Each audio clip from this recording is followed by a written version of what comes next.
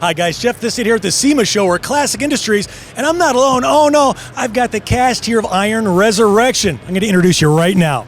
I'm Shag. This is Mandy. Mandy Martin. And my name's Pampa.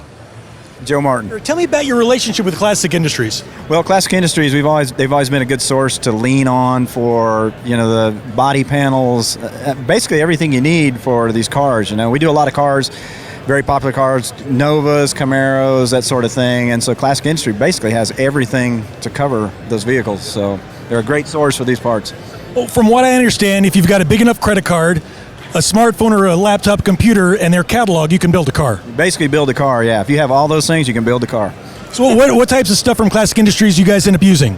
We use everything. We use the body panels, we use the trim, we use the glass. They make everything. They make bumpers, they make basically everything. You get wiring harnesses, fuel tanks, everything, and especially with, the more popular cars, those cars are getting rebuilt more than the oddball cars, and so they're just a great source for basically everything you need to rebuild a car, brand new.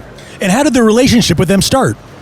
Well, we've always used Classic Industries, and when the TV show started, we just kind of forged a relationship. We're always ordering the parts, and then made connections with the folks, and pretty much from there it just kind of blossomed, and it's been a great relationship ever since. That's fantastic. A total win-win situation. Absolutely a win-win, yeah.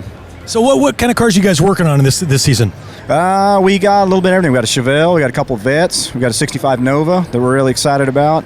It seems like you're GM specific. Are you agnostic? Do you just work on GM stuff? I'm curious. Well, that's a common question. We get a lot of people, why don't you do Mopar? Why don't you do this or that? Well, all the cars on the show are 90% customer cars. And so for some reason, we just get the GM crowd that gravitates towards us. And we love the GM products, but we love Mopar, Ford, and we've done all that stuff. But mainly the cars on the show that end up being on there are the GM stuff. So what's coming up for 2020? 2020, we're just looking forward to the new season. Season 4 start in January, and we're just excited to show the new cars, and can't wait for everybody to see them. Season 4. How does it feel? Season 4. Did you ever think you'd get past season 1? Well, yeah, that was getting past season 1 was the big thing. We just thought it was a shot in the dark, really, and we were fortunate. We had great people, and we put a lot of heart in these cars, and we were kind of working with bare minimum stuff, starting this whole deal up. And when the shows came out, everybody reacted, and we were thankful that they responded the way they did. And then, of course, came, season 2 and more popularity, and it just kept building. So we've been really fortunate, and, we're just kind of riding the wave while we can. So speaking of riding the wave, now, why do you think the show is so popular? I don't know. We get a lot of feedback from the people, and the people come up to us and they say, we're really excited about, you made me want to go out there and work on my car in the garage, or I learned how to do this or do that, and it was cool to see you do this. So the educational aspect seems to resonate with everybody. And then, we got characters, we got characters everywhere. I mean, so... Wait, what did you call him? Seriously? He's standing right there. Shags, yeah, he's a character. Yeah. And so I mean, it's just and people say, did you guys get these from like a casting call? Where'd you get these people? I said, man, these are my friends, man. So any special cars coming up next season? Hey, just between you and me, nobody else. Shh. Well, I've always been a fan of Novas, and I know the Nova's a very common car. But, first gen, second gen, third gen? First gen, yeah, it's a 65 model, and actually going to make it look more like a 62. I like the 62 trim a little better, and of course all the Classic Industries parts on it. And but we built our own frame and a lot of metal modifications. And why did you build your own frame?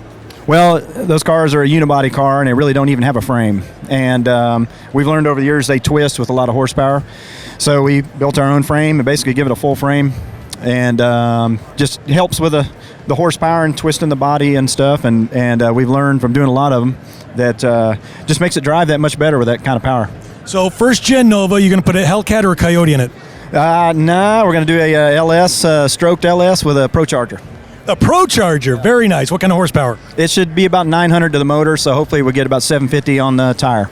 Is this your car? Is it a customer car? Is it going to be driven? Is it just going to be put behind velvet ropes and shown? It's actually my personal car, so it's we're really excited and putting all our heart into it. Can't wait to see the Nova you're coming up with. For more information on Classic Industries, go to classicindustries.com. And for more information on your shop, where do we go? MartinBrosCustoms.com. MartinBrosCustoms.com. It's just that simple. For more SEMA hijinks, stay tuned to Power Automedia. We'll be right back.